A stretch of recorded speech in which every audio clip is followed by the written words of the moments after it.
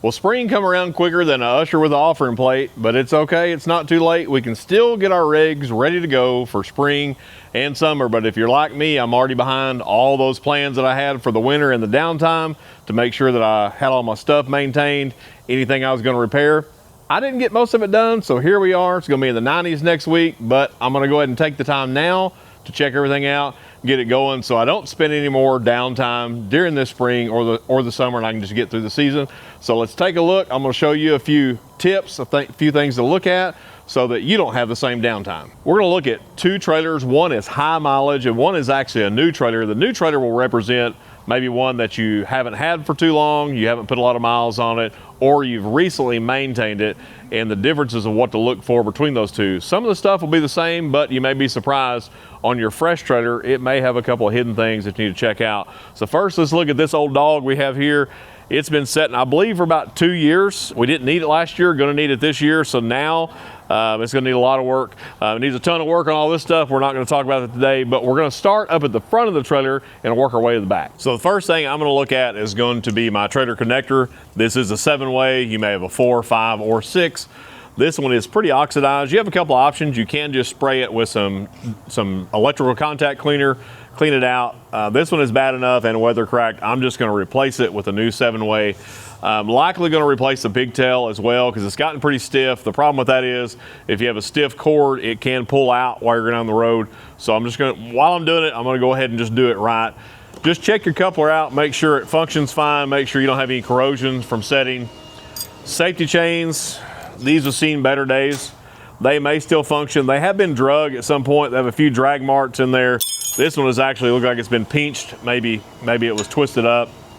Not sure what happened there, but I am gonna put new safety chains on that. If they're in good shape, don't just start changing parts, but you know, if it's borderline or you're unsure, you may wanna look at that. Then this trailer does have brakes, so if your trailer's equipped with brakes, it should have a breakaway system on it. This pull cord off the breakaway switch is in terrible shape, and I am 100% sure that the battery is dead in there. You have a couple of options. You can just buy a lanyard and or switch and just a battery. I'm likely just going to put a whole kit on this. It's going to come with that. Probably be close to the same price and not cheaper in the long run. And most of the newer kits, they have a button on them that you can push to see if the battery is charged, and it will show you if your truck is charging, so I like that function. The next thing I'm gonna look is my landing gear. Whether you have a tongue mount jack that's been put to the back, if you have a swivel jack, if you're using a large 10 or 12K landing gear, just make sure it goes up and down okay. If it's greasable, you may want to just pump some grease in the grease zerk on that to make sure that it works okay. Then if we'll look down at this wire right here, this is the chassis ground. It would be a good idea. You may want to put a new connector, but at least it would be a good idea, as corroded as this one is, to back that out, clean it up, maybe put a new connector and reattach it. If you have a newer trailer, it's probably going to be fine. If it's got corrosion, you'll be able to see it, but if it does have that corrosion, go ahead and address it now. So I'm going to plug my lights in, then I'm going to do my walk around. I'm going to make sure all my lights are working. If I have any cracked lenses, any LEDs that maybe burn out, some of the diodes are missing, go ahead and replace those. So that's kind of the front end. That's the wiring, what to check for. We're gonna move to the running gear and the axles. There's some critical things you need to look at, especially if you have a higher mileage trailer or if it's been setting for a while. So one thing you can check, I do have this trailer supported a little bit, but you can check it with it on the ground. Give your wheels a little shake to see if you feel any bearing play. I don't know if you can see that, but this one has bearing play in it for sure. The front one does as well. That is a sign that you do need to repack your bearings, or at the very least, you need to do a bearing adjustment on there. Something else, if you have an easy lube style that's got the rubber plug, I would recommend just popping that out and just looking inside to see the condition of your grease. So it's pretty crummy. You can't tell a ton by looking at that, but it does have a little corrosion on the upper side where it's just been setting. Like I said, even with stuff packed, if they set for a long time, they will build moisture on the inside. You may get a little corrosion. So for me, I'm going to tear this down and take a look and at least clean and repack the bearings. Also going to check the brakes on this axle. So if you have a brake axle, whether it be drum or disc, this is the perfect time to check that. Also check your tires, check the date on them. do a once over look. These are going to be replaced, but just don't check this side. You may have to crawl underneath and check to see if you have any cracking, and that's a good time if they've been set to see if you have any bulges, any tread separation, anything like that. You would be surprised on what you see. Now that being said, if you do have a cap like the front one here that does not have an easy lube, you're going to take that off, so you can use a chisel to take that off if you're going to try to save it and reuse it. If not, a pair of channel locks will be fine if you're going to replace it. The other thing you need to look at is the suspension, if it's got some age on it, or if you're not sure if or when it's ever been maintained or replaced. To do that, you need to jack your trailer up, support it correctly, and you can simply just shake the suspension, shake the equalizers once the load is off. I'm going to grab a couple of those and show you kind of what to look for, what a new one looks like. So this is the equalizer setup for this tandem axle trailer. If you have a single axle, it's going to be different. You may also run a slipper. It's going to be different, but you still need to check all of the hardware to make sure you don't have a bunch of slop. It may be just something as simple as replacing bolts and or bushings, but you may need a spring or equalizer, so just take a good look at that. If you'll look at this equalizer here, the bushings can be replaced in those, and that's something as simple as just a little nylon bushing that goes in. If it's worn through, you will need to replace the whole equalizer and the spring as well. They have bushings you can replace. Go ahead and replace those bolts when you do it if you need that.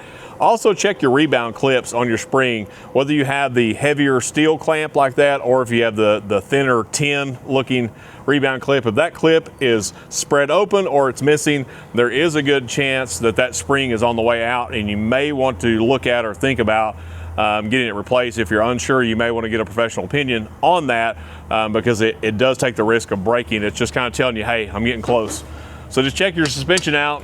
While you've got it supported and are up underneath it, check that wiring out. Even if all the lights were working, just take a flashlight, go around, make sure that you don't have anything broke. If there's any other chassis grounds on there, you may want to go ahead and address those at that time. It's just some pretty simple stuff, but these are kind of the major components that are going to cause your huge breakdown when it's not a good time, so go ahead and address them now. If you have any reflectors or reflective tapes, I know it may sound simple, but some trailers, depending on length and size, are required to have more of this. Some are not required to have it. Most of our lights today have reflectivity built into it.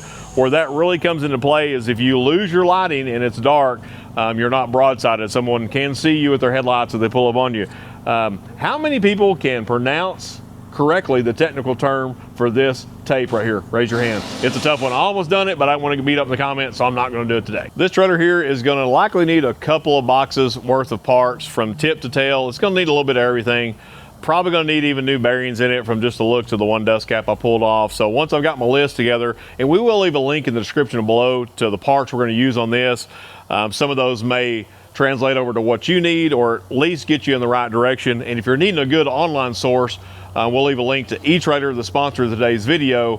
They're going to have probably everything you're going to need for your unit online. They have some good search tools. Just make sure you put the right application in there to get the correct part so you can get your rig put back together and get it on down the road. So this is a new unit we're going to look at, and you may have one that's only 6 months old. It may only be a year old, or maybe you've done a complete overhaul in the last year and you may think you don't need to take a look at it, but you may be surprised. The first thing I'm going to look at on this would be the 7-way connector, just like I did on the one behind it. There's going to be a couple other places I'm going to look on this unit because we see this, and we've seen a bunch of it this year from automobiles to trailers, and we're going to go to the back and I'm going to show you kind of what to look for on that. So the light setup on this trailer is running LEDs, and most of them are enclosed, or at least on the tailboard. They're in a piece of rectangular tubing, so you can't see the wiring behind it.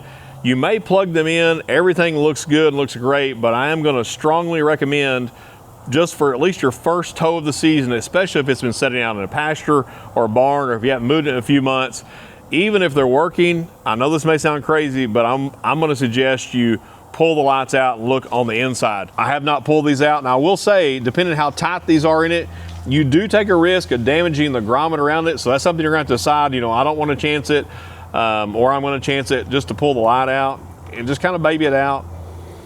Like I said, sometimes these will fall out, and sometimes you got to get a permit from the governor to get them out.